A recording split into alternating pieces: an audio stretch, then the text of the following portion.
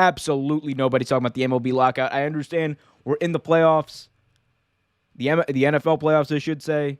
No one really wants to talk about anything else other than football. And we've had such a great season of football. I cannot understate that. This has been the best season of professional football ever. Like that's just facts. But this has really been buried. The story of the MLB lockout has really been buried in this world of the NFL playoffs. The NBA is getting hot again. I mean, people just aren't talking about baseball, except for us right now. And I'm going to give you a real take here because it's been about 2 months since the MLB owners locked out the players following unsuccessful collective bargaining talks, and with both sides apparently not having met since then, and recently the MLBPA rejecting the owners' proposal for mediation. Not the proposal for a whole agreement, just mediation. It's looking more and more likely that the start of baseball is going to be delayed. And honestly, I see it being delayed well past spring training at this point. Because it would be one thing, right, if these two sides had, not talked for maybe a month. And then, they'd come to the table again and talks had fallen through.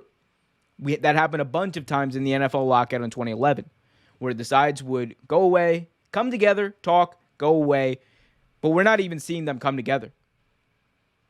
This game of chicken, this early game of chicken, has been delayed for so long that, guys, we're midway through February. It's almost March. And these two sides have not been talking. If you're telling me by March these two sides have not been talking, there's no way they're going to be ready for spring training. Forget spring training. They still have to figure out what they're going to do with the rest of the offseason. Remember, the offseason got delayed and interrupted because of the lockout. So you have that. You have the fact that baseball, the owners are locking out the players in this battle of greed where you have billionaires against millionaires. And you know what? I don't want to actually phrase it like that because most of the people in the MLB, especially the people who get lost in this, are the minor league players who really get shafted by a lot of this crap. But make no bones about it. You have billionaires who are on one side and then millionaires who represent a body of, honestly, working class baseball players. Like a lot of, especially the minor league players and a lot of the younger players, they don't make too much money. They don't make the $30 million that the Bryce Harpers of the world makes. But who's the one negotiating? Who are the ones that have a lot of the power? Who are the ones that are in leadership in the MLBPA and like that? It's a lot of the top players in the league. That's how all of this works. So at the end of the day, you have the people who are making the most money putting the existence, the livelihoods of a lot of people who aren't making too much money at stake. And there's something wrong with that. And that's not saying that the players don't have a gripe here. The owners are completely greedy in this. The owners are 100% greedy in this. Not only are they not willing to part with a literal fraction of what they would be making otherwise, but in a time where baseball has a chance to be actually relevant again, with the likes of Shohei Ohtani, with the likes of Mike Trout might actually go to the playoffs and win a playoff series, people, with Shohei Ohtani. But no, when you have players like that, you got the NL East, which is, don't care what anyone says, best division in baseball. The Nats won the World Series 2 years ago. The Braves did it this year. Boom, bada bing, best division. Kind of cap, but whatever. No, in all seriousness, though, baseball has a lot of buzz around it, especially this past year. There was a lot of buzz around baseball. And the fact that they have not realized that this lockout is going to hurt them. The owners, the players have not realized the lockout, the longer this goes on, the more it hurts the sport of professional baseball. Because there's a lot of people, either people don't care about this or they're completely turned off by this. I know there's a lot of you out there who are probably watching this who are like, oh shit, they're still locked out?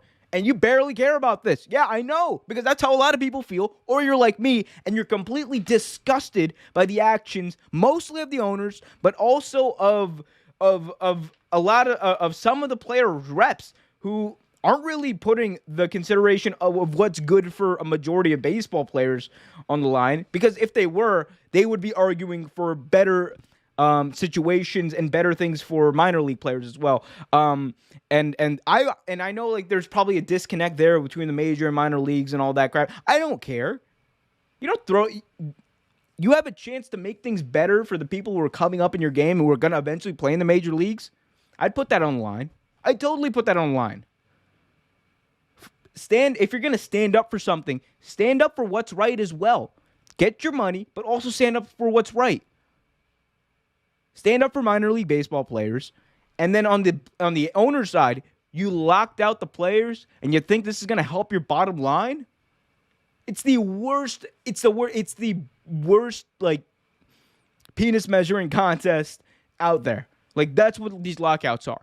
It's just, well, I'm tougher than you. I can hold out longer than you. That's all this is. And at the end of the day, less people are going to watch baseball. Less people are going to care about baseball. Your window to actually utilize and emphasize stars like Shohei Ohtani, Mike Trout, and otherwise is dwindling, especially with Mike Trout. Mike Trout ain't no spring chicken no more. He's getting older. Your time is dwindling. Your popularity is dwindling. Your viewership is dwindling. And all you care about is your pockets. All you care about is your wallet. It's sad. It's depressing. And you know what? It makes people not want to watch baseball. You wonder why baseball is down the toilet over the last 20 years? It's because of things like the 94 lockout. It's because of things that there was a strike-riddled season, and they just didn't play. And if that happens, if that repeats, I don't think baseball is going to recover.